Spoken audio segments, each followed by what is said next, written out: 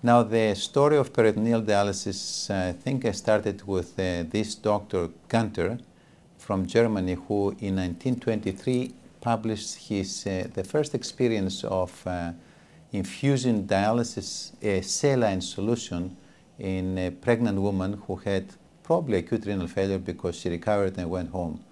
But he continued that experience in other patients, and he gained experience in all these areas that to this day are valid statements. He stated that peritoneal dialysis will have a clinical use. He noticed that rapid exchanges, we need rapid exchange to avoid absorption, something we know now very well, that if the fluid stays over 4 to 6 hours, it is absorbed. He noticed that there is a risk of peritonitis. That's something we'll have continuously today. And even he said perhaps we should have continuous flow. That's with 2 catheters, something that has been rediscovered today. And he said that we need hypertonic exchanges. He said here to minimize the pain, but this may not be the case, but also to mainly to remove water, and we're using extensively that. The next person that is shown here is Steven Rozenek, that has done the first attempt to access the peritoneal cavity.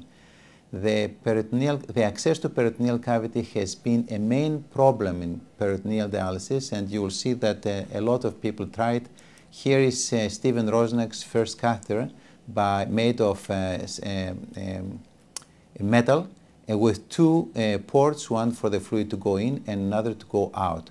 Did not have any success, and we move on to this stylet catheter that developed by Weston and Roberts. Roberts is still alive and comes to meetings, very active. This is almost 50 years ago. That it's a semi-rigid catheter and a stylet that is inserted inside the lumen of the catheter and is protruding, and through this protrusion one can be able to do the perforation of the skin and the peritoneum. It is very good for acute peritoneal dialysis, not for chronic peritoneal dialysis, but we were using it for chronic peritoneal dialysis in the beginning. I think that this is a very important development that stood the test of time. The next important figure in the peritoneal dialysis field is Professor Morton Maxwell, who is famous because he's the one who, in one hand, developed the composition. He came up with the composition of the dialysis solutions, and more or less is the same composition that we're using to this day.